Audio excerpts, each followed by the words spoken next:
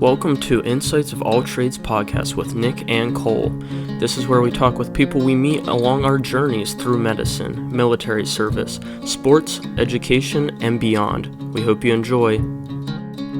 Welcome back, everyone, to Insights of All Trades podcast. Sometimes we forget we have a podcast because this is our once quarterly podcast. Yeah, exactly. I feel like it definitely has been a while. It kind of gets pushed on the wayside when we're in school. And I feel like there's not really a great, in either of our futures, I don't know if there's like a great stretch of time that we're just going to be able to just like do a ton of podcasts. Not at all. It seems that time demands are only going to get more demanding on us. Oh, for sure. 100%. Yeah. So, what's going on, dude? Not much. So right now, Thanksgiving break for us. I just finished an emergency medicine rotation. Before that was a trauma rotation. You just finished internal med, and before that was... Before that was outpatient med, and before that was OB-GYN. And now I'm going on to family med. Still got a few more after that. I think surgery, physical medicine, peds, and neuro and psych. So I still got a long ways to go for third year. But fourth year is where we get to do like electives and choose kind of the things you want to do. So yeah, that'll be good. So understandably, not a whirlpool of free time for us right now. But while we were home for a couple of days, we decided to throw up the cameras and the mics and just chat about what's going on, what we would probably otherwise chat about without any cameras. Yeah, I mean, captured on camera. So like obviously we're in the middle of this pandemic thing, but we did, still get to squeeze in a little Friendsgiving type thing last night. It definitely adhered to CDC 100%, guidelines. 100%. 6 or less people. Everyone had masks. Oh my word, we're 6 feet apart. Yeah, exactly. Outside too. Yeah. So, that was cool. So yeah, we were talking last night. We're like, hey, we got into like a little bit of like some sort of deeper conversations. We're like, let's just save it for the podcast. So that's where we are now. Yeah, but that was fun last night, dude. Yeah, nice to see everybody. Well, not everybody, the 5 people. Nice to see those 5 people. Yeah, it was a hoot, dude. So probably not gonna throw a traditional intro on this since it's just Nick and I. But per usual, this podcast is brought to you by Rigging It Gear. I'll actually be hanging out with the Rigging It crew tomorrow, and the lovely founder Jacob Younger. What do you call on this turkey trudge? The first annual turkey trudge. We found a 51.3 mile trail called the Batona Trail in New Jersey. Unless I'm not allowed to be in New Jersey with PA, then we'll say it's not New Jersey. Yeah, right. And anyway, 51.3 miles from it's not a loop, it's just like a straight, whatever you would call it, through hike, I don't know. And we're going to crush that bad boy out in sub 24 hours. So we're going to drive there tonight, sleep near the trailhead. Sub 24 hours. Yeah, turn up. You guys are going to be like actually walking pretty fast then. I think it doesn't have a lot of elevation. Compared to our other hikes, I think it's going to be easier than some of the 41 to 46 mile days we had that had brutal trails. Yeah. It has less than 1,000 feet elevation start to finish. Okay. It's actually, very flat. Yeah. Yeah, okay. But still, I mean, sub 24 hours, that's a lot. It is a lot. Yeah. It'll get the confidence up if we can crush 50 plus. It'll be the first time I think all of us broke 50 in a day. Yeah, okay. Yeah, I mean, that's pretty insane, actually. That's like 2 marathons, basically.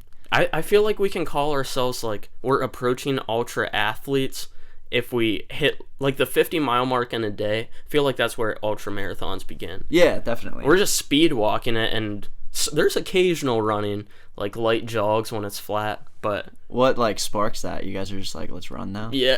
Oh, my God. The one person that I'm going with, we did 27 a couple weeks ago, my friend Billy Perret, and I would turn around behind me, and he's just, like, slow jogging the whole time. He just preferred to be in a slow jog while I'm, like, speed walking. I feel like that, He said it felt, like, easier on his body than, like, in the kind of... Like, I'm speed walking forward. We usually are when we're trying to crush out these big mile days. What kind of stuff are you carrying? Like, you got a lot of stuff on your back? Not for the 1 days. I'll carry my Rigging It gear pack, but that's very light.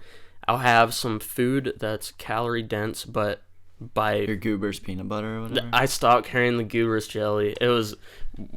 That's ridiculously heavy. I didn't realize how ridiculously heavy it was. I started I want to start getting into the green bellies. There's this dude that threw like the AT, and he started as kind of a protein bar company, but they're like protein blocks. They're give or take 650 to 700 calories. Oh, okay. Dang.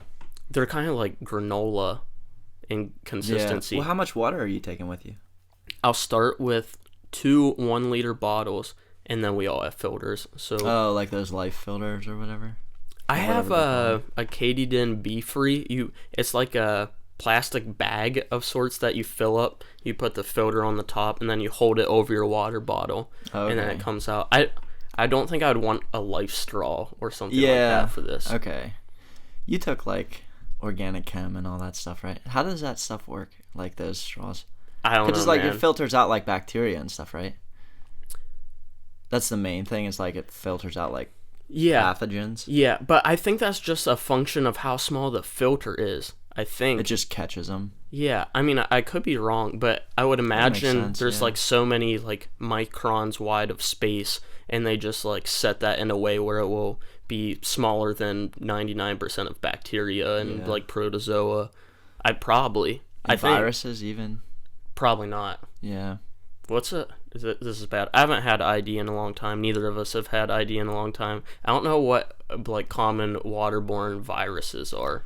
There's not like a ton of waterborne ones, but there's like a ton that do like they call like fecal oral route. So like if the water is like connected to like a sewage system somehow, or like there's like animals like, you know, defecating in the water and stuff, and it comes downstream, then there's like viruses that can be held in that. Like norovirus is one, but that would be weird if that was in water. But like, is cholera bacterial or viral? Cholera, dang, we're gonna fail. Dang, we actually are gonna fail. Sorry, everyone. I feel like cholera is more of like a protozoa. You might be right. Let's look it up, because I should know this. I know that it's waterborne, and that's the only thing I have in my head about it, and that it causes wicked dehydration. Yeah. I want to say it's like... See, now I'm thinking of like Giardia, and that's not what... Is Giardia protozoa? Giardia is a protozoa. Okay.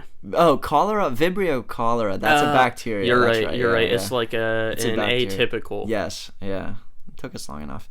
But yeah, we don't have Wi-Fi, so I can't look it up anyways. But yeah, it's like the comma shaped or whatever, that thing. I remember learning that now. Yeah, you're right though. It definitely does get you really dehydrated. Because like the treatment for it is like just oral rehydration therapy. Yeah. You just like give somebody a ton of water and just flush it through. But yeah, you don't want to get that, obviously. I hope not. Dude, we talked about this before on the podcast, but my old water filter broke. Well, it kind of just clogged up because I didn't clean it out how you're supposed to do.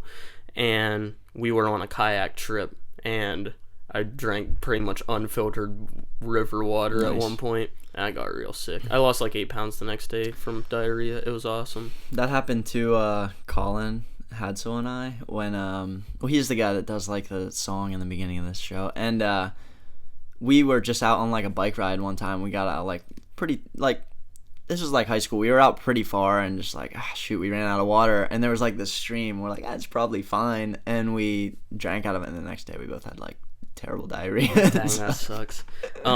So that will be my less than 12 hours from now, probably, or approaching 12 hours. It's 11:30 now, so okay. You got like a little bit of time, but you still got to drive the whole way there. Yeah, I'm gonna sleep for a couple hours. Yeah, I was okay with starting around if we just drove there and just started without sleeping.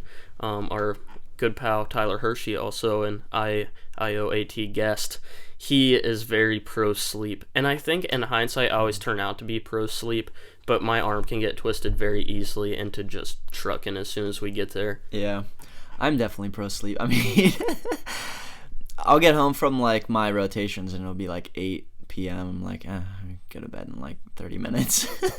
Well, I mean, if you're gutting out 12-hour days. Well, yeah, but I mean, even for like your hike though, I would say try and get as much obviously as possible. True. Did you ever read that Matthew Walker book yet? Not yet. Yeah. It's on the bookshelf. True. It's Why not We bad. Sleep. Yeah. It's not a bad book. But, I mean, actually a lot of it, though, he does kind of talk about in his podcast, and like the podcasts he does. You don't get like a ton of new information from the book, but it's still like, it's still cool. He hits all like the high points in the podcast, so it's just like it's more detailed, I guess. Yeah, I've been very bad at leisurely reading, although I have been rereading Mere Christianity by C.S. Lewis. Yeah, I remember you saying that. Which I would, it would be solid if we circled back to that at some point.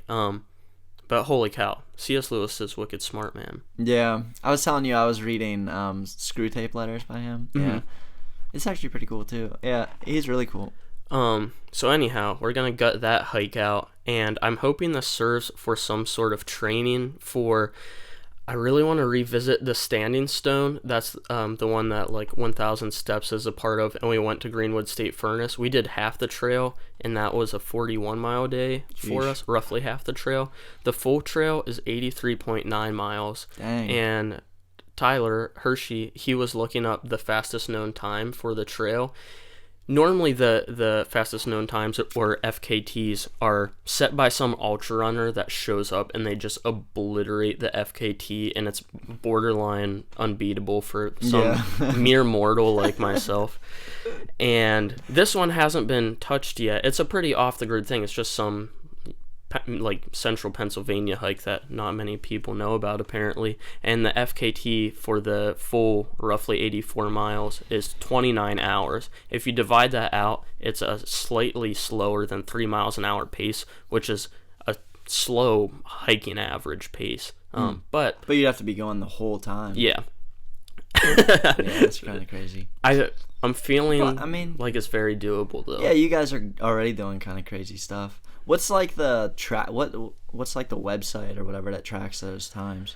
I'm not sure. Like, is it like an official thing? Yeah. So like you have to start like a timer when you start, or like how do they measure and like make sure it's legit? You know what I mean? Yeah, my guess is that for something like this off the grid trail where people are, it's not like it would be like an Appalachian Trail FKT or something where it would be like a big deal if someone broke it.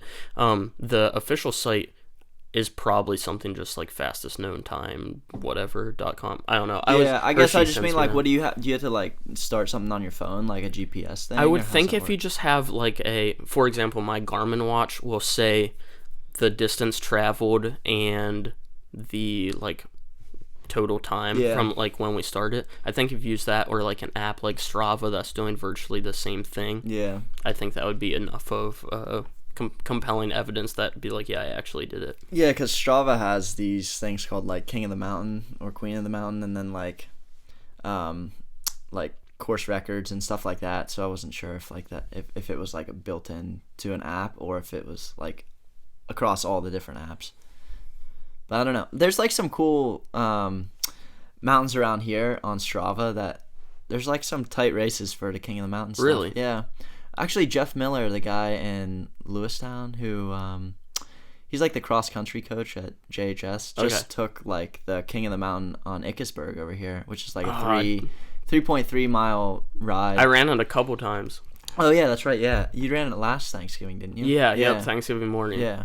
Yeah, so he just took the bike fastest speed up that mountain basically, and I think biking it would be worse than running it. Oh dude, biking it sucks, man. I bet. It's really fun going down though, except that one really like tight hairpin turn.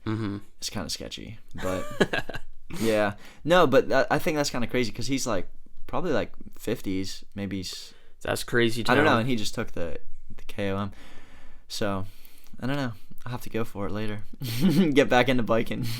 Dang, man. To answer your question, or continue answering your question, what we usually bring for these hikes, or at least what I bring for these hikes. So I have my pack, the food, something like green bellies, because I don't have any for this hike. I actually ordered some, but they didn't come in time. I'm just going to get very high calorie protein bars, like Met or X bars or something that's just sugar filled and 400 calories a piece. Bring Doritos or some kind of chips that's really salty and they're light. Yeah, retain some water. Bring a headlamp, a backup headlamp, backup batteries for the headlamps, pocket knife, throw together a first aid kit, which is not a lot in it at all. It's basically something to, like a tourniquet, Neosporin, Band-Aids. Yeah. That's pretty much it. Bear spray?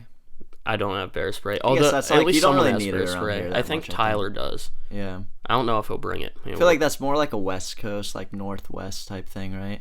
Yeah, or Canada. for the Grizzlies. Yeah. Yeah, hopefully the Black Bears don't. I feel like they're more scared than they are like wanting to, but you know, never know with like Cubs and stuff. Agreed. Plus it's like hunting season starts tomorrow. Yeah, that's actually why we're going to New Jersey. We don't want to be hiking through state game lands on the first day of rifle season. That's a even good with idea. wearing enough orange. Legally you can, but we felt why a little would you sketched. though? Yeah. And they don't have rifle starting right now in New Jersey. I'm not 100% on this, but I don't think New Jersey even has a traditional rifle season. Really? I could be dead wrong, but one of my friends from New Jersey is pretty big into hunting, archery there, and I believe he told me that they don't have a rifle season. If they do, it starts like late December or something weird like that. Yeah.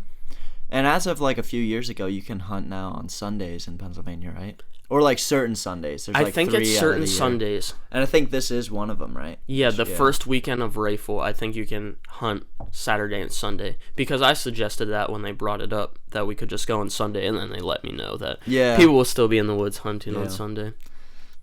Well, probably better to stay out of. Yeah, I agree. So another thing, you know, back to like the rigging it gear shout out. Jacob just made me a hammock like maybe like a month or two ago. It's pretty dope, dude. It's like it's got the bug net sewn in to the actual hammock, so you don't have to worry about. Have you ever like set up a bug net with the hammocks? I have one that has a bug net integrated into it. Okay, yeah. Because like setting up an extra one is such a pain in the butt, man. Especially when you're like setting up at night and everything. And the straps he put in with it, I don't know if he made them or not, but like the system is so nice because you can just like tighten it without having to go into certain loops. Like you know what I mean? Like you can just like pull it taut and it'll stay. Okay. Yeah, I have the Atlas straps that has those little loops. Yeah, that's what I had before. I had like I think Grand Trunk straps, and it's just a loop, so like, you know, there's maybe like 6 inches or maybe like 4 inches between the loops, so you only have, you know what I mean, you can only get it so taut. But with this, you can like actually pull it the whole way through, so that's cool. Gotcha. Yeah, Younger is getting pretty versatile in what he's been he making people and throwing on his rigging it gear signature, because he obviously wants to go into production with his backpack, the architecture that he made, which I think he recently finalized the actual like pack architecture that he wants to scale up in production. Because up until now, it's been making a lot of prototype packs, getting friends like to try them out and stuff. Yeah, right. So I think he has his pack architecture figured out. Nonetheless, he's made you the hammock. He's made my friend Maverick a sleeping bag. He's made some masks. I think you have a mask too. Yeah, I have like 3 or 4 of his masks because they were only like, I feel like they were only like $3 a piece or something. Yeah. Where like everything else on like Amazon or whatever is like they're like for like a decent design looking mask, they're like at least $8 or $9. And his sewing is solid. Yeah, oh for sure. Yeah, those masks are cool. I think they're sold out though. Last time I looked, they were sold out because I was gonna get some more, because like, you know, they're only like $3. Yeah. But yeah, they're sold out. I was kind of hoping, like, you know, I think everyone was about like 6 months ago that like COVID will be gone by now and we wouldn't need a bunch of masks still. But it looks like it's kind of here to stay for a little while. Yeah, we saw, not to totally go off on this tangent yet, or possibly, I don't know, but well, when I was in the ED just these past 5 weeks, from the time I was there to the time I left, there was a sharp increase in cases. At least anecdotally, I felt like there was a sharp increase in cases. Do they keep you from seeing COVID patients, or are you? They like, try to. Yeah, they say that students aren't supposed to be exposed, but admittedly, there was sometimes I would go into a patient's room where they were the pending results for a COVID test, and I would have on all of my proper garb and like N95 and glasses, but nonetheless, as students, they don't want us to go in the rooms, and I would go in. They might not have any they might not be there for respiratory signs and symptoms, something totally different, but they're pending the COVID test, and then I see a couple hours later that patient's COVID positive. I'm like, dang. Yeah, that happened at UPMC too for me. Like, not everyone gets tested there, actually. I don't know, is that how it is at your, like... Yeah, correct. Not everyone gets tested. If they think someone's going to get admitted, pretty much regardless of the reason, they'll test, from my understanding. That's how... So I was at the VA first, and the VA, anyone that got admitted got a COVID test. Just, they just did. Mm-hmm. But then I went to the UPMC one, and not everybody gets one that gets admitted. So when I was doing inpatient medicine at the UPMC one, there'd be people with like no COVID results, and then they'd be having like GI symptoms or something like kind of atypical for COVID, although like I think that is like now a typical thing for COVID, but like they were having, like things that weren't like a cough, fever, all that, and then we're like, okay, maybe we should get a COVID test, and it comes back positive. It's like, okay, I've just been in that person's room the last like 4 days. Yeah, we had something similar that was happening where patients would come in with GI bleeds or whatever that would lead to them getting admitted, and then just turn out that they were COVID positive. I'm not sure what the utility is, though. From my understanding, we don't have good reason to believe that asymptomatic COVID patients can transmit the disease. It was presupposed when the pandemic first started, like, hey, it could be very well possible that even when you're asymptomatic, in the first like 4+ days of having COVID, you could be spreading it.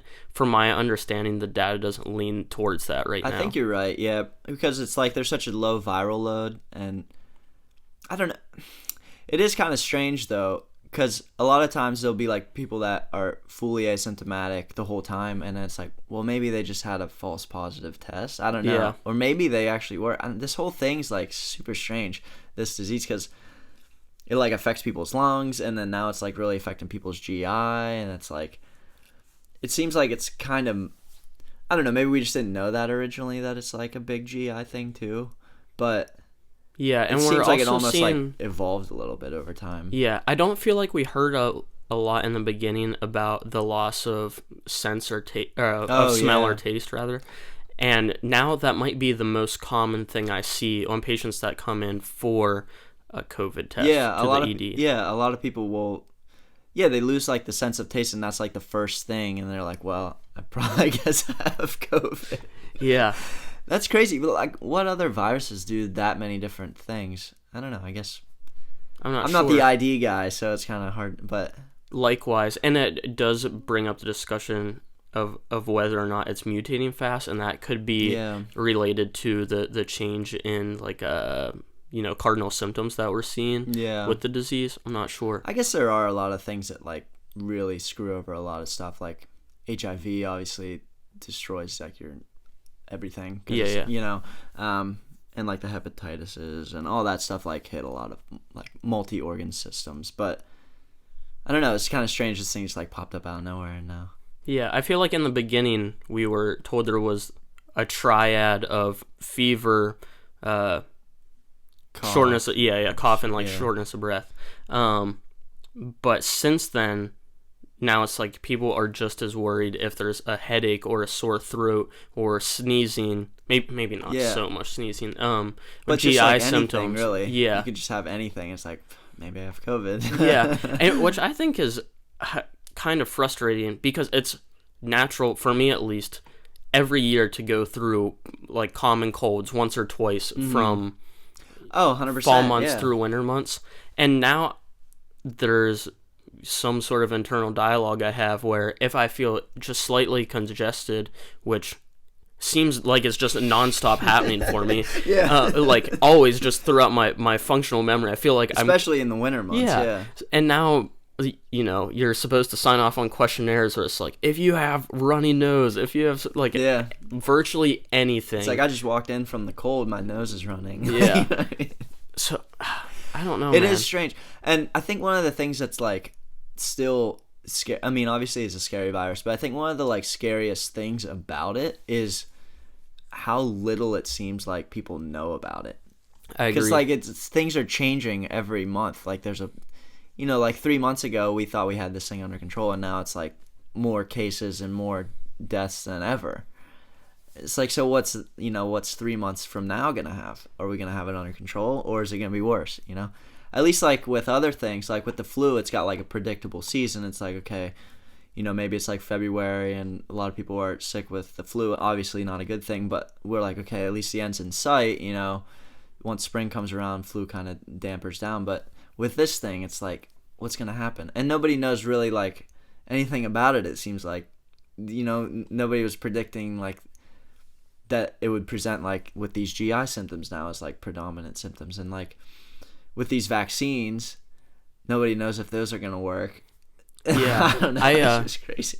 We should circle back to the vaccines, but Yeah. I will say, A, I agree with that, and B, I think what scares me most is how much it got politicized, even right now, like True. the precautions that should be taken, or virtually any news surrounding the virus. My first thought is, like, what political agenda is this coming from? Because on one side, there's some very vocal right-leaning people that are furious that they even have to like wear a mask. Yeah, very anti-mask. There's some people that suppose that it's all fake / was if not fake, somehow Overplayed. Maybe they say, yeah. overplayed in a way that they like wanted to dismantle the Trump administration, that sort of thing. To me, that seems like some tinfoil hat talk, Yeah. but look, man, I don't have the answers. Could be wrong. I reserve my right to be totally wrong. It seems like some conspiratorial tinfoil hat talk. And then on the other side, there's some very vocal, like, very left-leaning folks that are, like they think it's a sin to question the status quo. Yeah. And if you in any way suggest that the government isn't reacting, sensibly to it, and that they could be overstepping on people's individual freedoms. Well, I do think that's a little bit concerning, actually, is like not overall like nationally, but some of the states, like even Pennsylvania, where they limit like the number of people you can have for Thanksgiving, and like people can't come from out of state unless they have like all these tests and stuff. It's like, I understand where they're coming from, and it makes sense given like what we know, I guess. But that's a huge, like, that limits people a lot, and that's like personal freedoms and stuff. So I can see why like some people get upset about that. I agree. I would say that I'm in a place where I do get upset about that, but there's a gray area, or I guess I'm suggesting there should be a gray area where we should be taking intelligent precautions like wearing a mask in public. But also, I feel like we should have the autonomy where if you want to see your family or see your friends, that as an autonomous adult, that's my decision to make. It's such like an ethical gray area, because you like, for everyone, it's like we are capable of making our own decisions if we want to go out and get exposed to COVID and whatever, like that, and suffer the consequences, whatever. But the problem is, it's like, well, now you could be exposing other people that didn't want that, and it's like such an ethical dilemma that like there's really not a great answer for it, other than like ideally it's like everyone individually decides, okay, I'm gonna be safe and do this and do that. But yeah, obviously I do think that's not there's gonna a happen. degree of that, in that if you were a high risk patient, say you're 65 or older, you're obese, you have hypertension, you have structural respiratory illness like COPD, then you should, if you have all of those things, you should most certainly be just probably at your house most of the time. If you're legitimately concerned. And even then, I would say that person still has the right to be, if they're like, hey man, I don't care, I understand the risks, I understand that if I get it, things don't look too bright, at least relative to the rest of the population, I don't care, I don't want to be a shut-in at my house. I still think that's probably their decision. Yeah, it's tricky, because like I do agree to like 95% of that, but then at the same time, it's kind of like we also have like laws for like speeding and things like that, because it puts other people in danger, and it's like, is that someone's personal freedom that they can drive as fast as they want, or should it be you know what I mean? Like, yeah, it's such a tricky thing. I don't have the answer to it, obviously. It's just like, I can see the frustration on both sides for sure. Yeah, and I still think it's easy to take some precautions like wearing a mask in public, and like we see pushback that I personally think is silly. Where there's some people, because that one, like, I don't understand that one as much as like a personal freedom kind of thing. It's like just like be a decent person and wear a mask. You know what I mean? It's not like what freedom is really being limited by you wearing your mask? I don't know. You hear a lot of people, even though I've never heard anyone directly affected by it to my knowledge yet, but they're like, there's some people that just can't breathe with the masks on. And it's like, yeah, dang. So, I mean, I will say it's not comfortable having a mask on all day long and like just breathing hot air. Yeah, and, but but it's like you just get tougher. Yeah, exactly.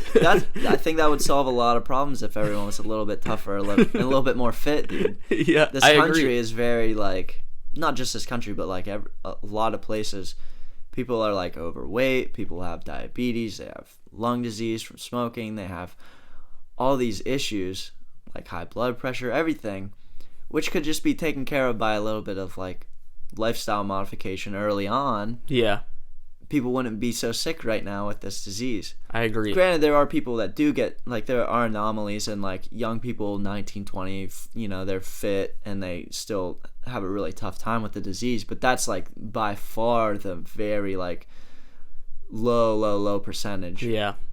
I think a lot of the issues would be solved if people were just a little bit more, I don't know. Yeah, I agree. The odds are overwhelmingly stacked in your favor if, even outside of age in its own right, if you're just a healthy, fit person. I, to my knowledge, have yet to see anyone admitted to the ICU, especially being ventilated, that I would have, regardless of age, that I would have said like looked like a healthy, fit person, and to my knowledge didn't have any comorbidities like hypertension, COPD. They weren't overweight, that sort of thing. For sure, there are like documented anomalies of that, but pretty much everyone I seen would have like at least two of the multiple well-known documented things, usually on top of age in its own right. I'm sure that still has something to do with it. I'm not just calling it like a straight confounding variable that doesn't have any effect, because like you age, your immune system, it doesn't tank, but it's presumably not as strong as it used to be, that sort of thing. Yeah. But it seems that there's almost always something on top of like age in its own right that I see in the people that get the most sick. Yeah, and I mean, it's like, it's easier said than done to just be like, okay, everyone needs to get fit, right? Like, it's a tough thing, and people get into habits and patterns and stuff, and obviously that's kind of like why we got to where we're at now. But, man, if people would just, I don't know. Like, at what point, I guess, at what point do you get, like, so unfit that like you realize it's a problem? You know what I mean? Like if you're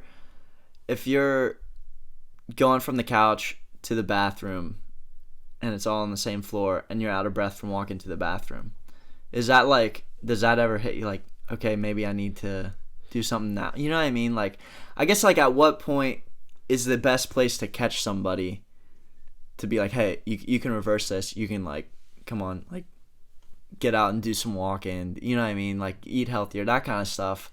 Right. At what point is like the best time to catch someone? Right. I guess I understand the question, but I could never relate to that. And I'm not saying like... No, I agree though. That's what I'm saying. Like, how does it get to that point where like there weren't a ton of like red flags before that of like, hey, I need to get my act together? Yeah, I'm not sure. I think for me, there's never been a point where I told myself, after wrestling is done, after I'm done competing, now I don't like need to be in shape anymore. Like, you're definitely like an extreme case though. But even just for like the general person, like the average person, I feel like there's got to be like red flags that are like, hey, I need to like start walking, or I need to start running, or do something. You know what I mean? Yeah, because Yeah, I don't know what the main red flags would be. I mean, that I think it has What to would it be for you? What would be like a main red flag? Like, say you take like 2 months off from working out, which would not happen. But like, you know what I mean? Like, Yeah. say you're just like chilling and like.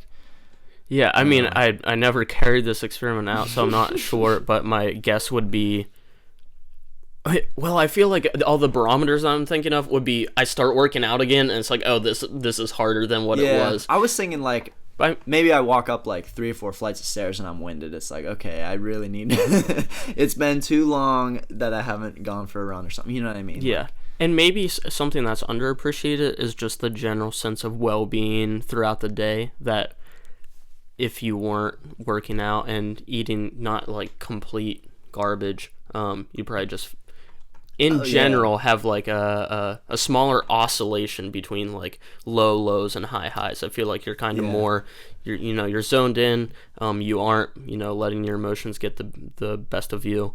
What I mean? Yeah, no, I agree, and it's like it's definitely not an easy thing to just stay at. Like, actually, like once you're active, I think it's okay. It's like easier to stay active, but like breaking a pattern and breaking a habit to like get active is probably one of the hardest things for a lot of people, myself included. Like if I'm on like a 2-3 month break, like over the winter, I don't go to the gym, I don't like run or anything. That like first couple times back in the spring, it's like, holy smokes, man, I don't know if I can do this. But you get through it, and then it's like you're back to your baseline. But it's definitely not, and there's so many barriers for people too. Like, I'm not trying to like downplay it at all. Like there's a lot of mental stuff that goes into it. There's a lot of physical barriers. Like, some people live in an apartment in like a city, you can't go out for a run, that kind of stuff. Don't have a gym membership. There's other barriers like access to healthy foods. Like there's so much of that stuff that plays a role in it. But I'm just kind of more talking about like an average person that has access to, they could at least go out for a run. They could, they could buy some lettuce at the store. It's like, I agree. I want to push back for fun. I think I think it comes back to extreme ownership, and it's like you could find many valid barriers to point the finger at, but if at the end of the day you're just like, oh, this is entirely my fault, like my own successes and my own failures are on me, and me not going to get some workout in is my fault. And maybe it's perfectly true that you're in a spot where like you can't really afford a monthly gym membership. Fine, you don't need a monthly gym membership, but like you can on your bedroom floor do, like, you can do exercises. You can like, if you're listening to this podcast, you can access YouTube and find like trustworthy, credible workouts to follow. You can I'd say food might be like slightly trickier than I was the gonna say, exercise I agree part. with all of that. It's like the food deserts is like a very real thing though, where like people have no access to like healthy food. Basically, like you're in like a part of the city that you can't access like a grocery store easily. You got like, but there's like fast food around, or you're way out in a rural place like here maybe, and you don't have a license, whatever, you can't get in, there's things like that people actually don't have access to healthy foods. But as far as the exercise stuff, I totally agree. Like you can at least, as long as you have a square in your room big enough to do sit-ups and push-ups, like, yeah. I think you could still take the extreme ownership route with the foods, I think, pretty easily. For example, if all you can afford is like fast food, like there's salads at McDonald's, man. True. Like, yeah, true. Yeah. Like something like that. Or if the only thing that you have at your house is very sugary foods, just understand that portion-wise, you're going to have the same amount of calories if you just eat less. So you could... Yeah, but I don't know how much of it's really calories, like, I think it is. I don't know. I was listening to one of those, did you ever listen to those Feel Better, Live More podcasts? I haven't. Okay. Who's it hosted by? Dr. Chatterjee. Oh, I'm familiar with him Yeah. I listened to a handful of podcasts that he was a guest on. Oh, okay. Yeah. So I was listening to one the other day with like, it was something like everything you've heard about food is wrong or something. One of those kind of titles. And they were saying how like a lot of it's not really calories anymore. Like, you know, we always are thinking like cut down on the calories, but a lot of it is more about like what kind of calories you're getting, right? Like, what the foods are and all that, which makes sense obviously. But I agree. I think it would be a starting step if like it would be, the only game you could play is like I just have the sugary food would be. I don't think the answer would be the normal amount. Yeah.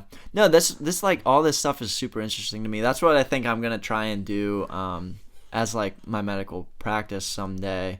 Because I'm kind of leaning toward family med, where I can work with people of all ages. You know, older people, middle age, kids. You know what I mean? And I think I want to like try and have a focus on lifestyle medicine type stuff. So helping people get good like exercise regimes, helping people like get the right diet, get the right amount of sleep, relaxation, that kind of stuff. There's actually like a fellowship you can do after residency, which is called lifestyle medicine, where you like learn all that kind of stuff. Oh, that's awesome. Like, yeah, and there's like different, you know, like obviously different drugs you can use too. I mean, like we've listened to some podcasts before about like metformin, how like that's kind of like this wonder drug, and like resveratrol and things like that, like supplements and stuff like that are helpful to add on, that aren't like these drugs that really affect a lot of your body chemistry, like statins and things like that really can kind of mess you up if, you know. Perhaps. I actually think statins are demonized too much. They are, but like they do have like bad effects. Like some people get really bad like muscle cramps and aches and stuff from statins. I have a theory on this. What's up? So I think, okay, so statin, for the listener, the statin drug class are cholesterol meds. So you have this pathway where you make cholesterol. It actually, like sugar molecules, glucose can like be converted into cholesterol. One of these enzymes is called HMG-CoA reductase. Statins inhibit this, and thus you get less cholesterol production in the body. One of the most common side effects, or at least attributed to statins as a very common side effect, is myopathy or muscle pain. And true statin-induced myopathy, it should present with it should be bilateral, so it shouldn't just be like one muscle on your right side. It should be like symmetrical across the body. You should have muscle pain. It's usually going to be like proximal to your body, meaning calf pain is more likely than not probably not statin induced. It's usually will be like, closer to your trunk, and it usually presents within like 1 to like I want to say 4-ish weeks. I'm not concrete in my time window, but it's like within like weeks to not so many months that statin induced myopathy will present. But yet there will be a lot of people that will have been on statins for a long time, and then they get like some muscle strain or soreness, and they're like, oh, well, I'm on a statin. So, and then it gets attributed to statins, when it's very regular for people to, we are like moving something around the house, you like whether you exercise or something, for you to experience muscle pain.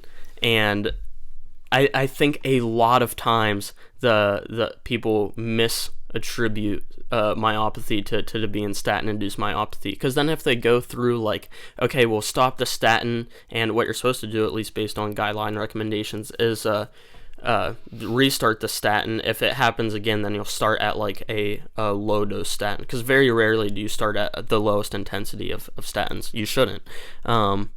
And then you start at the lowest intensity statin, and then you slowly increase the dose again until you get like essentially just right below the threshold of having muscle pain. People don't really go through that process. They are on statins for, regardless of the amount of time, they get some muscle pain, and they're like, well, I'm on a statin, and then they stop taking the statin. Their muscle naturally feels better the way that it would regardless, and then they associate it with their statin therapy. And it gets put in their chart as a quote-unquote allergy. Yeah. That's my hot take. Yeah, aren't they also like CYP 450, like... inducers or something, or No, but big substrates. So okay. So they get affected by a lot of other meds that are like the CYP inhibitors. Because I was gonna say, I thought like a lot of times the myopathies will come after like an addition of like a CYP inducer or inhibitor, and then like the level of the statin in your body kind of changes, and then. But maybe I'm way off on that. No, I don't. I think that would be compelling evidence. If you're on a CYP inhibitor like amiodarone, then if you're inhibiting I know you know this, but for the listener, if you're inhibiting the metabolism, if you're slowing the amount that it leaves the body, then you increase the concentrations, and therefore it makes more sense why they might have toxicity from the drug. Yeah. I guess more my point is like I don't know enough about statins to say whether it's like they are good for like preventing things like heart disease and like atherosclerosis, stuff like that. And they have like good mortality data. They do, yeah. I guess more my point is like if you don't need a drug, then it'd be better to not have it, right? Oh yeah, like, I agree. I would rather focus on getting people to the point where you don't need to have a statin than just like let's put a band-aid on it, give you a statin so that you don't have heart disease and stuff. Yeah, it's like it'd just be better to like naturally lower your cholesterol. I feel like, I don't know, maybe not. I agree completely. I just think like the less pills you have people taking, the less like you're actually messing with your natural like body. Not to get all like, you know, alternative medicine-y type stuff, but just like in general that makes sense to me. Like if you don't need a drug, then it'd be better to not take it.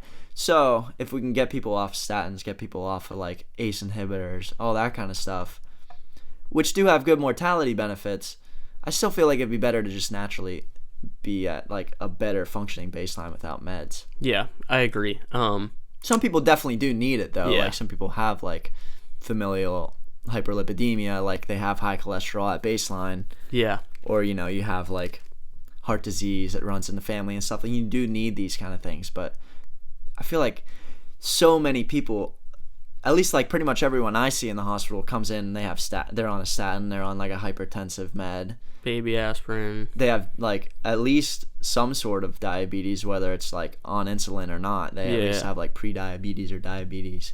Yeah, there's just, you know, there's so many things. That being said, it is interesting outside of normal indications like diabetes or hypertension, but being a healthy person and using something like metformin or I don't think there's a big push for using statins, although I do think Peter Attia, I don't know if he still is or not, but I think he talked about how he was like using statins at some point, who is for him he's just using, wow. I know we mentioned him before, but he's a longevity focused physician that has a podcast, Peter Attia Drive, or The Drive. That's pretty solid and gets really in depth about these things. But anyhow, it's interesting to me the thought of using those at a pretty healthy baseline, something like metformin or those sorts of things, to see if you can stack the cards in your favor even though you're already kind of healthy. No, I agree. I'm not against like exogenous chemicals getting in your body. Like yeah, they have definitely tons of benefits. I guess my point more is like take it for things like that and not like have your body get to the point where you need it to like survive. You know what I mean? I don't know. I don't think that makes sense the way I'm saying it, but no, I follow. I don't think we should be like engaging in like what you're saying. I think speaks to the problem of polypharmacy, where patients are on like 7, 8, 12 medications very often. Perhaps what feels like the majority of elderly patients coming to like the ER or wherever to the hospital, it feels like the vast majority have and then dummies like me have to call smart guys like you and be like, hey, we need to start like this new drug for whatever reason, but they're on like 20 other things. Like, can we do this? You know, or is it going to interact all up? You know what I mean? And then you run into all those problems because there's all these things they're taking at baseline, which interact with different antibiotics or interact with different things. And then we have to figure out like some weird system. It's just better to have people healthy at baseline. I agree, dude. But easier said than done for sure. Otherwise, we wouldn't be in this situation as a country and as like a developed world. Very true. You want to pivot and talk about something I did experience on my last rotation.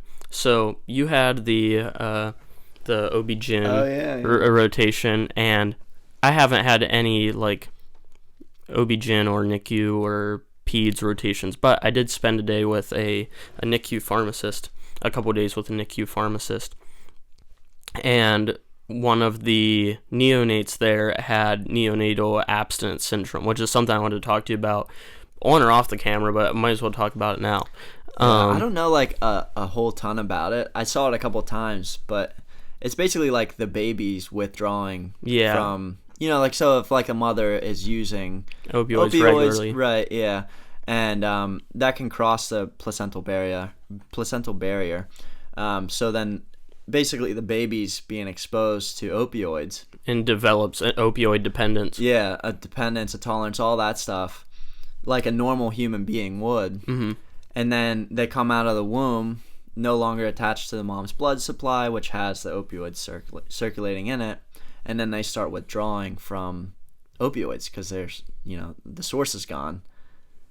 So it's crazy. You actually kind of, I don't know how did they deal with it there? I mean,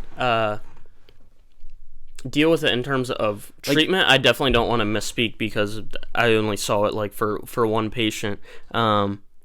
As far as I know, you just give them opioids to like wean them down. Yeah, you have to wean them down, and then I think they might have had on because there's like an increased incidence of seizures. They might have had like phenobarb or something like on standby as well. I could be misspeaking there. Yeah. Because I'm so far from being familiar with the treatment, but just conceptually, I wanted to talk about neonatal abstinence syndrome because it taxed my compassion muscles, because I was like, dang, you're having a kid, like you're pregnant, and then you don't take the steps to titrate down on your opioids, and this gets into a very controversial discussion, one that we have visited of sorts on the podcast before, but nonetheless, the facts in my mind are there that there is a person that is using opioids, prescription or otherwise, regularly to get pregnant. The baby, just based on how fetal development works, actually doesn't develop their opioid receptors too early on. From my understanding, it's like around third trimester time. So it's not like the fetus from like first and second trimester, they aren't getting opioid dependent then. It's actually kind of later along. I didn't know that. That's yeah, cool. So because like the nervous system develops in the first trimester. Yeah. So I would have thought that you would have like the receptors, but that's cool. That I couldn't tell you the exact like week mark, but that was like one of the talking points they brought up right away, that it takes a while before the mu opioid receptors like actually start getting produced in the baby. So with that being said, there's a pretty big gap that you would have between knowing that you're pregnant and being able to like take the proper steps to enter some like opioid treatment program. So I would say that's why it taxed because this was like a very, very sick baby, and they're like, this happens regularly with like this is kind of a normal case of neonatal abstinence syndrome. And that's addiction, man. Yeah. It's crazy. I mean, it's like, I think in a good way, getting transitioned more from like someone's free will and all that stuff to more of like a disease process as far as like addictions go. So like alcohol is no longer like, like the correct, like the right term that you're supposed to use now. Instead of alcohol abuse, is like alcohol use disorder. Same with substance, not substance abuse. It'd be like opioid use disorder. We had a podcast with Harrison, on about this, but like, man, those addictions are they're just so hard to kick that even something huge like having a baby, it's still like, it just still has a grasp on you that hard that you can't even a lot of people don't even try. You know what I mean? Because they just Yeah, and I mean it is that part that puts my compassion muscle up to the test, and I realize this like puts the target on my head for me vulnerably sharing my thought on this here, but I think the free will argument has to be at least intertwined with we're treating this as a disease, like there is something that did fundamentally change in the brain, like neurochemically, that like they feel as if they need to use this to achieve some like baseline, like neurochemically they're just okay, but it is their hand grabbing the X or Y Z thing that I have a problem with eliminating 100%, like, oh, there's no free will at all, that sort of thing. Even if you're saying the free will is to get help treating like your addiction appropriately, like, I mean, that's how I think free will comes into it, that there is some level of ownership there. I'm very uncomfortable with the idea of saying like a human being just loses all like a responsibility for themselves, and that we shouldn't say that they have like any ownership at all over their decisions. That's like in stark contrast with what I agree about, or how I like perceive human decision making. Yeah, no, I agree. There's something we do in medical school called like motivational interviewing, and trying to like capture that's whether it's like a small part of someone or like a bigger part, you try and capture that part of them that does want help, that does want to like get past this addiction or like past this use disorder. And so like you start out with like even just the earliest thing, like, you know, if somebody with like tobacco, you know, they're at like maybe like 20 cigarettes a day or something, you're like, hey, how can we get you down to 19? You know, you just like take the smallest step and just like keep going down from there. I think that's a lot of like how it needs to happen in like an opioid type thing. But the problem is, how do you access these people to get them so that you can do like motivational interviewing, that you can talk to them about these things? I think there's not enough like primary care and not enough stuff like for people to come into like just their doctor's office and bring up that, you know, they're struggling with this kind of thing and have someone help them with it, because a lot of people are embarrassed by it as well, you know what I mean? So like a lot of people that use those kind of things will go for like their checkup with a doctor and not even mention it, obviously. So I guess like the problem is like how do you get access to these people to be able to help them without pushing them over the edge, you know? Right. I don't have a good answer, but I will forever cling on to the fact that by choosing to take ownership of our decisions and being like, no, it's 100% my fault, it removes us from ever being the victim. And yeah, I agree. I guess I mean, like, how do you get that message out to people, though? You know, fair. like I think we can talk about it, yeah, agree on it, but like for someone that is using opioids, how do you get that message into their head that like, hey, you can, you know, you do have free will, you can fight this, you can, you know, get past it, you know, that kind of stuff. Yeah, that I am unsure of, yeah. But maybe I'm giving too much credit to this just sounds like I'm on a soapbox. Maybe I'm giving too much. I was gonna say maybe I'm giving too much credit to the human race, but I feel like there's I would think there's some level of common knowledge that gets spread throughout, where it's like even if you don't know anything about medicine or health, I feel like there's it could be called common sense that like if you were to get pregnant and you're in any kind of bad health, regardless of whether it's substance use disorder or something totally different, there's some sort of knowledge of like my health affects the baby's health, and thus I should at least ask someone probably like how I go from here. So I could even take it in this direction. I don't know if this will take the target off my head or put it more on my head, but I'm just going to keep playing the truth-seeking game with you here.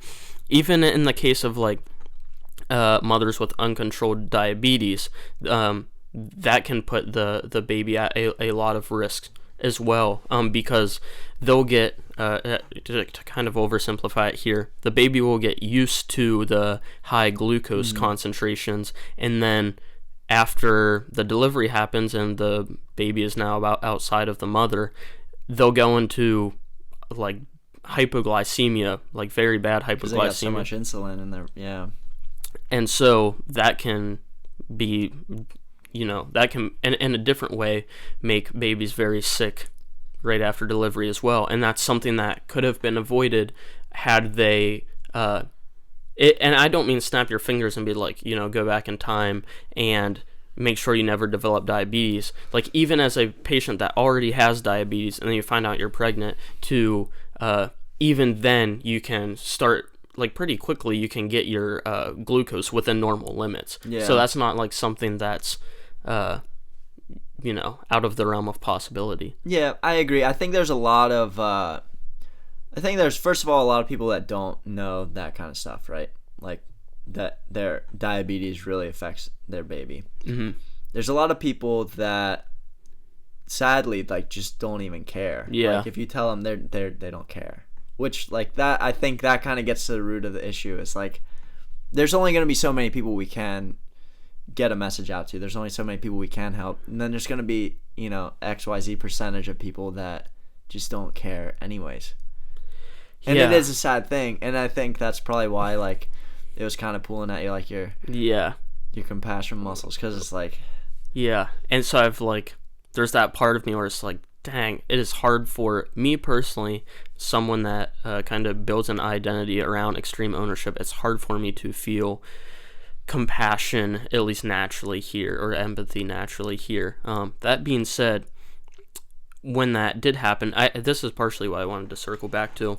I heard a trauma surgeon at my last, 2 rotations ago now, I was in the trauma ICU, and I was doing the rounds with the surgeon and surgical residents, and there was this one dude that was like drunk and high and fell off a roof, and I forget what all the problems he had, but he broke a lot of things.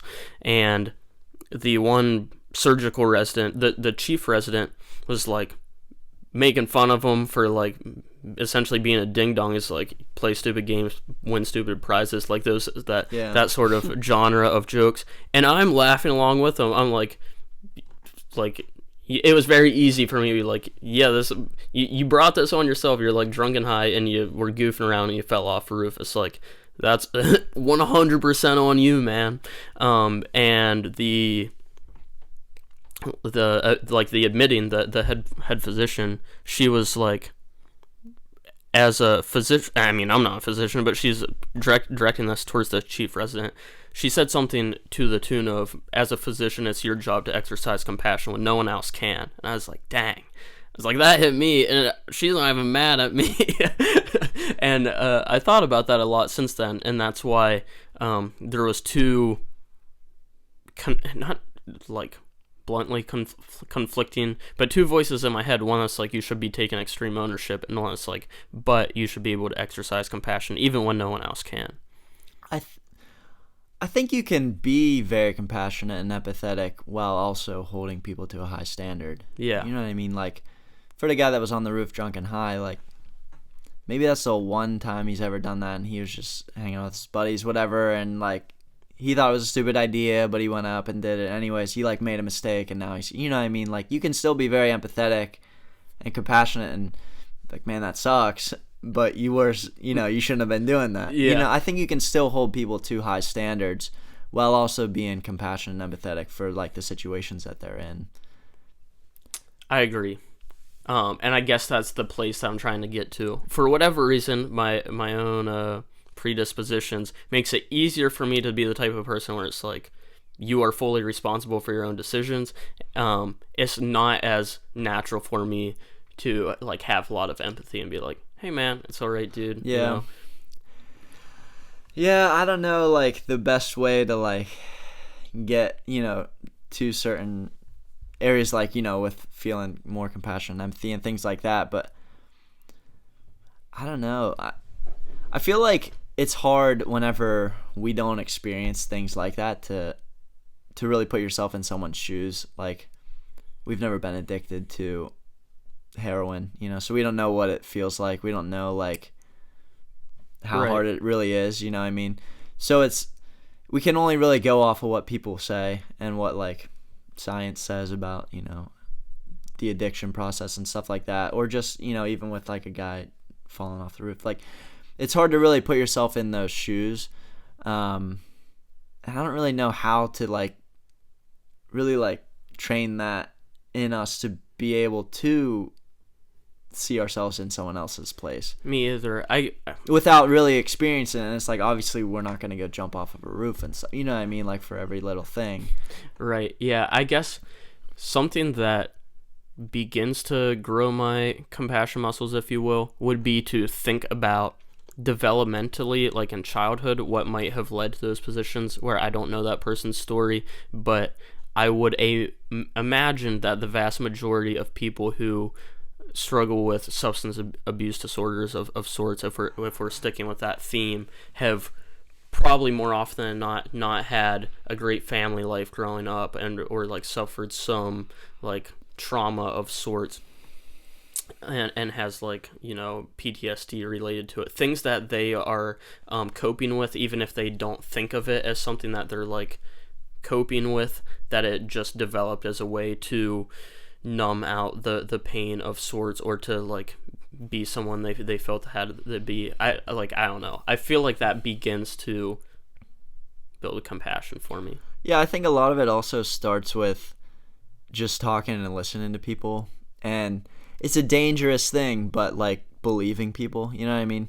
Because there's a lot of things you don't want to believe, and a lot of people do lie to you.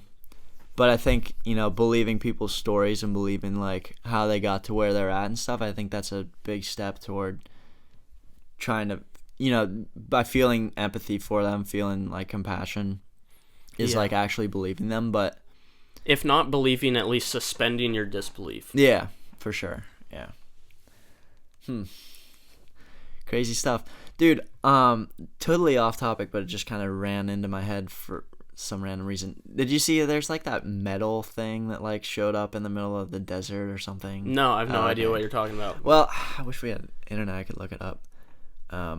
For whatever reason, the Wi-Fi's not working. But apparently some, like, random, like, metal obelisk thing just showed up in the middle of... Not the middle, but, like... I'm going to get it way wrong. It's, like, New Mexico or Utah or somewhere where they have, like, the red rocks. It was in the U.S. somewhere? I think. I don't remember. There was, like, a helicopter crew was, like, flying by, and they saw it, and they, like, landed, and there's, like, this metal, I don't know, maybe, like, 10 feet tall, like, just metal thing stuck in the ground, just sitting there. Whoa. And people are like, oh, aliens, and, like, all this other stuff, but, like, no one has any idea how, like, this thing just randomly got there. My knee-jerk reaction is, like, just some 20-something-year-olds would be like, it would be fun if we stick something here in this weird area, and someday someone finds it and thinks it's aliens. No, I agree. But, like, it's also just strange, like, why would people do that, too, you know? I feel like I'm that type of person. Where just like, do it. It would be funny if we hid something insane like that, and someday they attributed it to aliens. That's hilarious to me. Yeah, like, I don't know if people actually think it's aliens. I think it was, like, just originally people were like, oh, aliens, because, like, there's just been so much crazy stuff going on in 2020. But it is, Fair enough. it is a weird thing. Well, I mean, also the CIA, maybe, like, in June or something, had said they have, like, vehicles not of this world or something like that. Did you see that? It was something that kind of got swept under the rug because there was a lot of COVID stuff going on. Yeah, I remember. And the CIA, like, conveniently released it when everyone's paying attention to COVID and stuff. And it was basically like that aliens... Well, they didn't say aliens. They just said vehicles not of this Earth or something. Yeah, so like, effectively UFOs. Yeah, effectively. So there's a lot of crazy stuff. I mean, it's 2020. Who knows what's going to happen? That's true, dude. It's almost 2021. That's actually insane. Yeah. Everyone's like holding out hope that 2021's going to... It's like, it goes from... December 31st, 2020, everything sucks.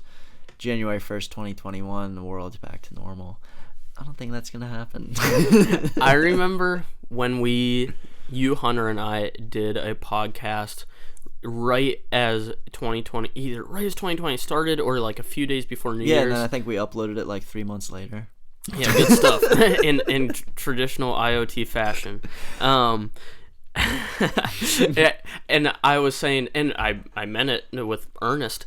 I was like, without a doubt, this has been like the year of like most struggle that I personally experienced. 2019 was. Yeah, 2019 was, and then 2020 just hit me in the chin, dude. Hey man, you shouldn't have flexed. I shouldn't have flexed.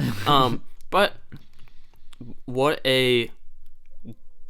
If we think of it like failure as a data stream, and I don't know how it couldn't be thought of as like a stream of data, like maybe like for our own, anecdotal N of 1 experiences, probably the most data rich thing you can experience is failure at some goal, whether the goal is like related to your career or having a good relationship or fill in the blank objective. Failure is a very data rich stream, and I feel like the best way for me and the most honest way for me to frame a year of a lot of challenges is that it is just data collection, and to be upset about things that I can't change now, but can at least use as data moving forward to like make better decisions. I think that's both the most honest way and the like most like fulfilling way to look at it. It's like a super healthy coping mechanism too. Yeah. It's like, well, it's data. Yeah. I'll get better next time. Maybe. I mean, I'll use that to inform, the next decision in like X or Y area. Yeah. And I'm like, that doesn't mean like you won't fail again, but ideally you learn and you get just a tiny bit further, a tiny bit closer, and then you fail in some different way. You're like, oh, okay, now I learned this thing. Now circumvent this in the future. And you keep getting a little bit closer. You have a bunch of failures, and in between you occasionally get successes. And True, man. just getting closer and closer to the long-term goals. Dude, I do remember that podcast we did around New Year's. We should do another one this year, I think. If we had good enough internet, I would say we like should stream it as like, overnight or whatever. Gotcha. Because like none of us are going to be going to like New Year's Eve parties and stuff. It's COVID. So. Yeah. But I don't know if the internet would hold to be... I mean, I don't even have any right now at all. But like, that'd be kind of cool. Do like a live stream. Yeah, I agree. And also, I feel like nobody would watch it, but it's like we still did it. Yeah, we did it for us, man. Oh well. I like that we just threw cameras up now and are just chatting. And I'm just thinking of this aloud, regardless of the fact that it's on the podcast. But I would be down to do more podcasts where we just throw cameras and just talk about like whatever, like regardless of the fact we're like vastly underqualified to talk about what we're talking about, but just to throw cameras up and start like chatting. Stuff like that like metal obelisk, just throw it out there. Yeah. We could just like kind of collaborate a lot of news together for people. Although I don't really pay attention to the news much, just like strange things like that come up. Like it'll be like Joe Rogan like retweets it. It's like, okay. So Joe Rogan can like filter the news, and then I'll filter like Joe Rogan's news, and then that'll be this podcast. the Joe Rogan experience. Yes. Yeah, exactly. Turn up. Yeah. I mean, he has like 4-hour podcasts. We can do like 1 hour, just like. I think there's already podcasts that do that. At least one that I found. Probably, yeah. That they're essentially. It's not a just good idea either. Yeah, we can do the recaps of the recaps. True that. Make it like 20 minutes. Okay, so going down this world news route, the COVID vaccine.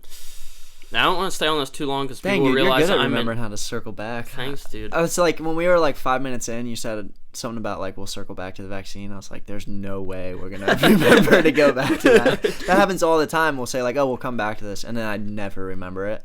So, anyways, kudos to you for remembering that. Sorry, you, dude. Go ahead. First off, I feel like I have to precede this with, I feel bad when people ask me as a pharmacy student about COVID or the vaccine. This just like reiterates what you're just saying, but it feels like we, even as almost healthcare professionals, know so little about what's going on. Even the experts don't know a lot about what's going on. So I'm sorry for everyone that has or will in the future ask me about something like a COVID treatment or vaccine, because I know so little, but nonetheless. Plus, it doesn't help that they keep us away from COVID patients, so we don't get to see it anyway. Yeah, it's not like they're in my care, at least related to COVID. So I don't even have anecdotal evidence. Likewise, with the vaccine, there's like conflicting opinions I have on whether or not I would want to like take it immediately, because like I hope obviously like a pro-vaccine in that we have like evidence just overwhelmingly stacked in the favor of vaccines historically. But they've also historically not been cranked out in like 8 months. Exactly. The fact that it has been expedited, and probably I don't know what the average is, but I would imagine that if it's similar to drug therapy, usually like 7 to 10 years or so until it's on the market. If the fact that it got expedited to what will be close to less than a year just makes me a little sketched about. True, I agree. It's also though like when you think about the amount of like hands on deck for this, it's so much more than like a typical like, I don't know, rotavirus vaccine or something. You know what I mean? Like there's probably a very select group of scientists working on one of those, whereas COVID kind of took over everything, and there's like companies that aren't even like remotely related to healthcare that are now like doing a bunch of COVID stuff. You know what I mean? So I think that's a little bit more reassuring, is like the amount of people that are, I guess, like surveilling, for lack of a better word, like making sure these things are right. I think that's a little bit more comforting, but like at the same time, there are certain things that take, you know, if you're doing like a drug trial, for instance, there's certain side effects that don't pop up for like a year or two. Right, but even then, if you're in like, say you usually start with what you call healthy normals. So like your phase 1 is usually just healthy patients. It's not the disease you're treating unless it's like some weird orphan disease. But like usually you're doing it on healthy normal patients, and then by the time you get to phase 3, which is like the last phase before you like submit your new drug application and go on the market, you will have had multiple years pass, and then you could see, if some things are starting to pop up in the people that you did years ago. In this case, I think they'll probably nail the efficacy in a normal way with vaccines. It's the safety that could pop up a couple years down the road. Exactly. That creates not doubt. Like I don't feel doubtful. I just feel like there's a gray area. Yeah, like for me as an individual, I think like there's no doubt I'm gonna be getting the vaccine. We might have to take it. Like I'm gonna have to either take it for healthcare working, or the Army just loves pumping people with vaccines, so I'll probably get it through them either way. But also like if I did have a choice in the matter. I can understand why like some young people don't want it, because if you already have like a 99, like as a young person, you have like a 99.9% chance or something of surviving COVID, right? Now in general, like the whole population, it's like 99.5% or something. I don't have the actual numbers. I'm just kind of talking. Right. Yeah. Sub 1%. But like if you're like a young person like me or you, we have a 99.9% chance of surviving it. Like, why don't I take my chances of that that 0.1% chance versus adding a whole new thing to the mix, like a vaccine that's got like 90% efficacy rate was like the Pfizer one, I think. So it's like it's still not even 100%, and I'm adding another thing on that could like potentially cause like safety problems for me. It's like, why wouldn't I just take my chance of like the 0.1%? But the problem is then you can still spread it to people and stuff like that. So like you're doing like a social, like a collective service by getting the vaccine, whereas like you individually probably are not really benefiting from it. Which is why I understand why like some people don't want to get it. It kind of goes back to like almost even the mask things. It's like obviously more invasive than a mask, but there's people that don't even want to wear a mask. So like imagine who's not going to want to get a vaccine. Yeah, it's going to be tough to. I think it's going to be tough to like fully implement. It'll be good for the high risk populations though, like the people that are contributing to pulling it up from 99.9% to like 99.5, like the older people, the people with comorbidities, that kind of stuff. I think it'll be good for them because it gives them more of a fighting chance at like not getting it or at beating it, Yeah, I agree. I don't know what percent of the population you would need to establish true herd immunity. I think actually, so there were some studies. I think normally it's really high, like pretty high, but for whatever reason there were some like labs that were studying it, and with COVID they were thinking it was only like 20-30% would be like herd immunity. essentially for this disease. I would have to look back into that. I don't want to Yeah. just like say that without any evidence, but You think it's lower than normal? I've seen something where it's like it is lower than normal. Again, feel free to fact check me because it's something I saw like months ago. Lower than normal, and it was also like maybe like 20-30%, which is still a pretty big amount whenever, I don't know, what was it like as of like a month ago, we weren't even at 10%, I don't think. I don't know, I keep getting all these numbers mixed up in my head now. Yeah, I'm not sure. I don't even want to guess. Yeah, but like, so there were like 200,000 some deaths, I think, as of like around the election time, because I remember that was part of like a debate topic thing. So that would make me think that I have no idea.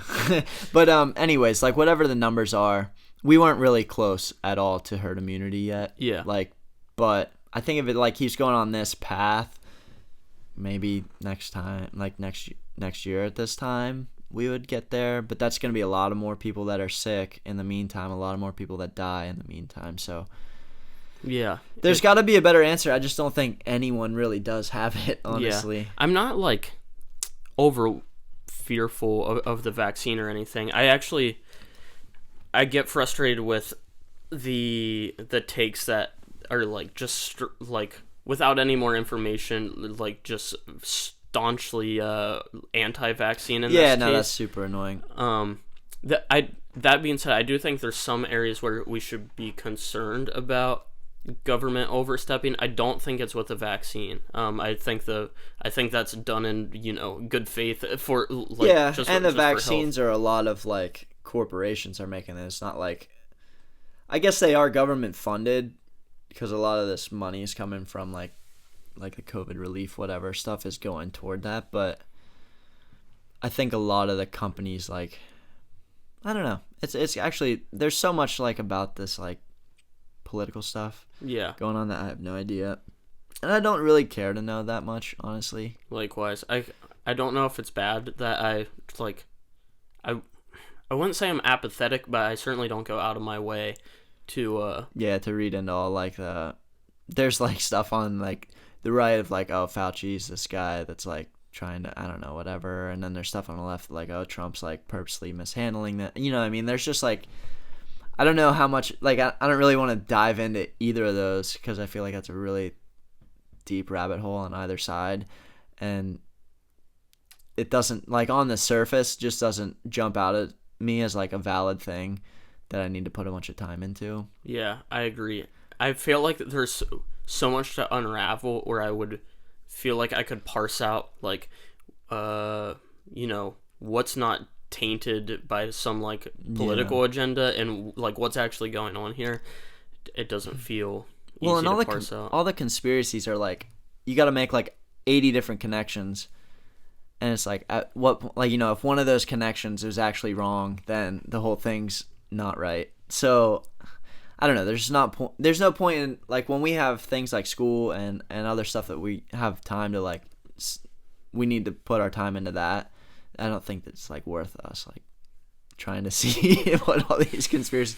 Because I mean, unfortunately, whatever's gonna happen is gonna happen anyways.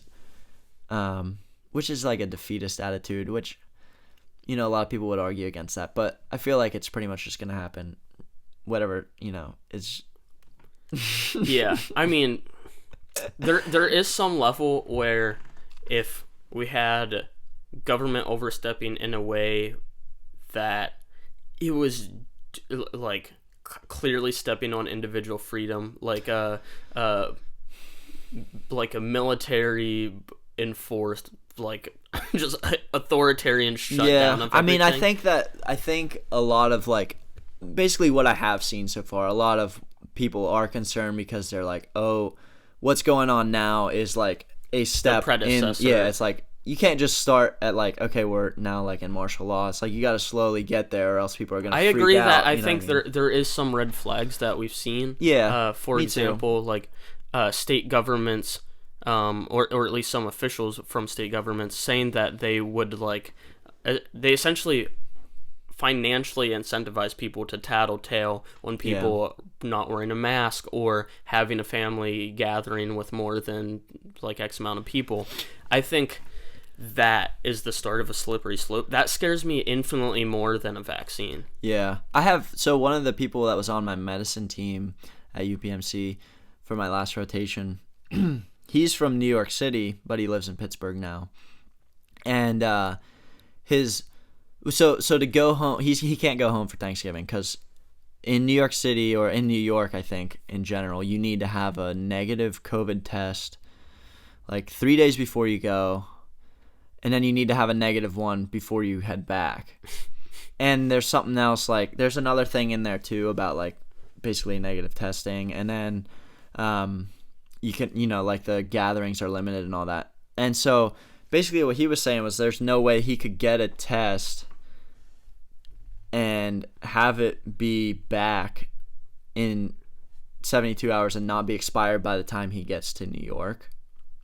Because like if he would get it on like Friday and it comes in on Tuesday on the day he wants to leave, or he wants to leave on Wednesday or whatever, it's expired already because it wasn't 3 days ago, it was on Friday, you know what I mean, by the time he leaves. So anyways, he was saying his brother or somebody like that works for NYPD, and his brother said don't even bother trying to like get around it because they're pulling over people with out-of-state plates and checking to make sure that they have like documentation of their negative COVID test. What do they do if they don't? That's what I was like curious, and I was like, how many people are they actually pulling over? Because there's so many out-of-state plates, you can't pull over. Yeah, everybody. In New York City. Yeah, that's insane. Like, I don't know if that's just like something he was just kind of saying, like bluffing a little bit. I don't know, but like if they're doing that kind of stuff, it is a little like feels a little overstepping. Like you can just pull somebody over because their plates are not in your state, and then like demand like documentation. That's a little strange. I agree. I hope that doesn't happen to me this weekend in New Jersey. So I don't think that is a New Jersey thing. It might be worth looking up, but yeah, I know Governor Wolf would like just recently put in place, if you like just as a PA resident, you're supposed to have I don't know if it's coming in or leaving. I guess probably coming in. It's supposed to have like a 72 hour, within 72 hours negative COVID test. Yeah. Or quarantine for 14 days. I don't know how you would question someone's claim that they're like, I quarantined for 14 days and now I'm heading back in. The test things are hard because like how do you, some places you can't, like in Juniata County here, I don't think you can get a test unless you've been like exposed or if you have symptoms. Like I think you'd have to go to Bellefonte or like urgent care in Center County to get like a test. I think there's a lot of places like that, and then a lot of places also take forever to read your test, like get your test back. So like, you could get one of those home kits sent to you and send it in, and it's gonna take like 5 days. Yeah, and then it's invalidated because it's not been within 72 hours. So yeah, if the off chance that we were stopped, like. I don't know how this would even happen. Maybe if you're like on the highway, like right where you drive back in. I feel like it wouldn't happen in New Jersey. I feel like it barely even probably happens in New York. Like I think it was probably just his brother just saying, you know what I mean? Just I gotcha. But if the fact that it even does happen is kind of weird. Right. If it did, I think I would just go find an urgent care or an ED and drop however many dollars on a rapid test and Would that count though? Like if you're already in the state, would they? I think. Like I don't know if they would like fine you and stuff. Is what I mean. Maybe that. I don't know what like annoying. Actually I don't actually know what the laws are that like these new things that like pop. Like it's a governor order that you can't do this. Yeah. Like could I also be like, I didn't hear about the order. Exactly. I'm sorry. I misunderstood. I thought it was like just a negative test in general. And then they trace back to this podcast and they're like, wait, you did know. That would be impressive. I would be like, I'll pay you double, dude. Yeah, it's like fine. Thanks for listening to the show, though. Yeah. Well, you got to get to New Jersey, dude. I do have to get to New Jersey. Yeah, you got to sleep a little bit. I do want to, at some point, even if it's the next time, talk about Mere Christianity. Yeah. I mean, go ahead. Yeah, I'm down. So I was more looking out for you, but I got time. So I started rereading it. The premise of Mere Christianity, for people that aren't familiar with it, C.S. Lewis, same dude that wrote like the Chronicles of Narnia, among other books. He was staunch atheist, very logically driven person in the strictest sense of the word, and throughout his lifetime ultimately arrives at like Christianity being the truth, and his argument for that is captured in the book Mere Christianity. It's a first principles, or it's an argument from first principles about first how he arrives about how there must be a God that loves love and hates hate / like evil doing things, and then like upon reaching that, then like moves into like why Christian faith must be the case. And the place that he starts at, I think it like it's such a weird first principle to start at for like the beginning of like a hypothetical syllogism argument, meaning if A then B, if B then C, da da da da da, until you get to your conclusion. And the place he starts at, I'm probably going to do a disservice in explaining it here, is across cultures in our whatever word you want to use, or your conscious thoughts, your mind, what have you, we have this sense of right and wrong with things that are like not captured by legislature, but we have this sense of stuff that's been around for like forever, like morality, like yes. You can't like, you shouldn't kill people, you shouldn't steal, that kind of stuff. Yeah, shouldn't steal. Even when it gets down to little things like little white lies where like really no one is directly affected, those sorts of things, or like the kind of things that would just like feel bad to you as a person if you did it, like, you know, no one feels good about lying or things like that kind of stuff, like that's just like kind of instinctually built into you. Is that kind of what you're driving at? Yeah, and then on the other side of that would be doing selfless or altruistic things even when they could be at the expense of your own livelihood, like jumping into a river to save someone you don't know just because they're drowning, that sort of thing. And so he like talks about the existence of that, and it's like, okay, an evolutionary biologist would say a lot of those things is just the herd instinct, meaning that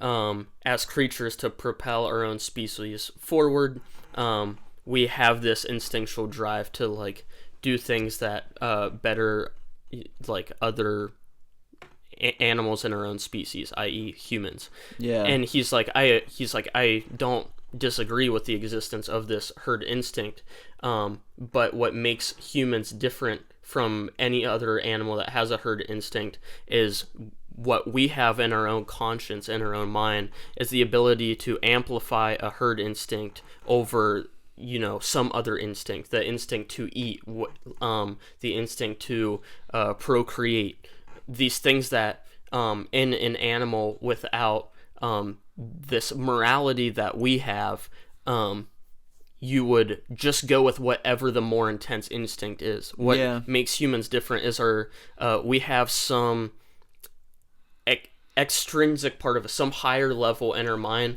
where it's not that we just act off the strongest instinct at the time. We have the ability to like critically appraise our instincts, and we go about making one instinct, often the weaker one, is like what would be the herd instinct, the instinct to like do good, is often like the weaker of the instincts, and we regularly go about choosing to lean into that instinct as opposed to other things that would be in self-interest to do, like to just immediately give into any instinct of like eating even if it's someone else's food, taking like something just because it would benefit me if you knew you could get away with it, having sex whenever, those sorts of things.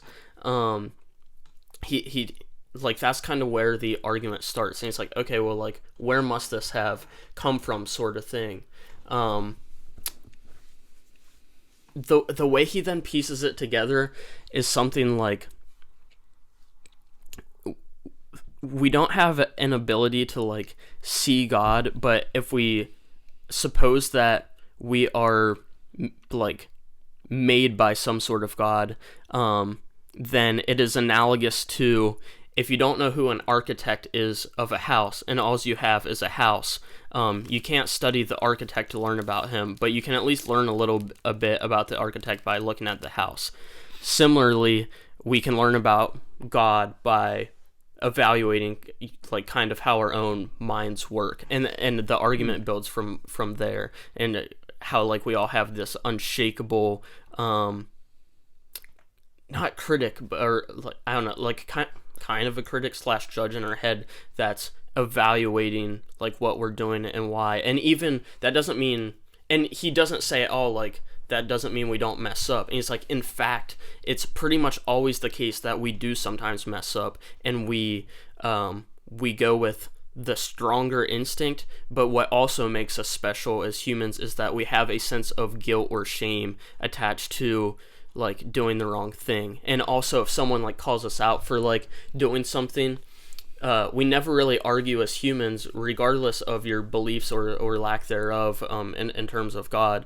We never really argue like, oh no, I don't have like a moral compass sort of thing. We're quick to provide an excuse like, oh yeah, like, you know, I said that thing, but like I had good reasons to like tell this white lie, or like fill in the blank. Yeah. Or like I know I like said something rude, but like I was having a really bad day. Da da da da da. We're very quick to provide excuses, thus supporting the fact that we agree that there is like, by and large, we should abide by some unwritten, agreed upon like moral code. Could you argue that just evolved as everything else kind of evolved in humans? So like it's definitely like a higher step up of like altruism beyond what another type of mammal would do, but like everything that we do is like a step above. That's like it's an evolved step above like any sort of thinking. Like language obviously is like, other species have languages but just not as complex and sophisticated and things like that. So like, could we just make the argument that we just evolved from that, and the altruistic part is an evolution of like a more sophisticated complex thing that came out of just evolving as, deeper cortex, things like that? Or is it, I guess I'm just kind of pushing back just perhaps. I don't know what he would say in response off the top of my head. I wish I would have brought the book with me, because I feel as if he like addresses this, and I'm blanking on the way that he does. I mean, it makes sense the way you were saying. I was just pushing back just to like for the sake of argument, but yeah, I don't want to do a disservice to his argument, because I don't have. I can't think of what his response is. I feel actually pretty confident, increasingly confident, that he kind of addresses this. Yeah. He has like several chapters where he'll, for example, would provide something like that, and then he'll address a chapter to like here's what the like a rebuttal should cool. be, yeah. And then he'll like tackle the rebuttal, and then he'll go on with building. It's like, okay, so we had this premise, we talked about the rebuttal, we talked about like why that rebuttal isn't the case. Now let's move forward, and I'll keep doing that. Nice. and going back to it. So something that C.S. Lewis would say in the beginning of Mere Christianity, like on top of those, like that beginning argument, is that we have this sense of like, by having this sense of good and bad, there must be something that we're comparing it to, like to have good and bad in the first place. Like his point is that based on our reactions to, like we were just talking about, making excuses for when you do mess up, or why you feel like guilty when you do mess up, he talks about how like, okay, we're agreeing there's this spectrum of good and bad. Like we must have something that like that was there initially, that we have this comparison point. Like how can we, and he also along the same lines, gets into how people are like, oh, the world nowadays is like so messed up. Like, how is it that these people do this evil thing? It's like, for that to even be the case, we must have some reference point for which we can call something bad. In the same way that you can't call a line crooked unless you first have have an idea of a straight line. That's pretty cool. Yeah. Yeah. I'll have to read that. Yeah. Are you reading it? Are you doing like an audiobook, or are you reading it? I'm reading it. I don't know what the audiobook is like. Actually, the way Mere Christianity came about is he did a broadcast. I think it was the first one was 1942, and that broadcast becomes the first 2 books of Mere Christianity. Is broken up into quote unquote 4 books, but they aren't like big. I think the first 2 books is like 60 something pages. Okay. Is it all in one book though? Yeah, okay. all in one book. So the first one, he did a broadcast in 1942, and that's pretty much the first principles argument for why Christian faith must be the case, and that's captured in like 60s to maybe 70 pages max of the book. And then it gets into like, okay, now what does like Christian behavior look like? And that was like a year later, and I think 1943 was like a radio thing. So you might be able to find the original like radio broadcast. It would be cool. Dang, yeah. He kind of says in the beginning in a preface of the book that it comes from those things, but then he printed it out and like kind of edited some of the wording so that way what he wanted to be emphasized, like with audio, it doesn't sound as good trying to emphasize it in writing, so there's like small tweaks to the printed version, but by and large it's the same thing. Did he write? Do you know? Did he like write Narnia before or after he like became a Christian? I don't know, but because I feel like there's a lot of like kind of ties, like or like analogies and like metaphors and stuff. Like that's what I heard as well. Yeah, like Aslan or whatever is supposed to be like basically Jesus. Or, yeah. That's my understanding. Like that, So I would think that it would be after he was a Christian. I would think, but I didn't know if like people just kind of like made that jump well after he died or something. I don't know. I haven't read the it seems Narnia like, book, so I don't have a darn clue. I've just seen the movies. I haven't read them either. I've seen the first movie. Does the lion die? Right. The lion dies, but then like comes back. Basically. So that's why. Okay. Yeah. I understand. Yeah. Yeah. Cool. I'll have to read that. All right, dude. I'll get that book to you. But until next time, this is the old Insights of All Trades podcast. Hopefully we have a couple guests kind of backlogged that not that we recorded yet, but that Nick and I plan on reaching out to. We have a whole list, and like we'll get through it someday. Yeah, maybe not. Maybe actually, the pandemic did kind of throw a wrench into things. I was planning on doing quite a few this summer. Yeah. We got a couple done and did like a Zoom one with Hayden and stuff, but like we had a pretty big list of people we wanted to get around here. Yeah.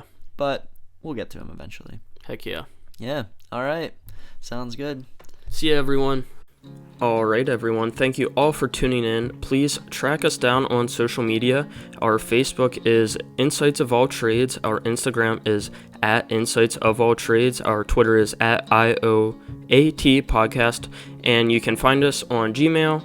It is insightsofalltrades@gmail.com. So please just send us in your insights. It would mean a lot to us and a lot to everyone else. Meaning, send in any tips or tricks you've learned through your trade or your passion that you think everyone would benefit from knowing. So until next time, adios.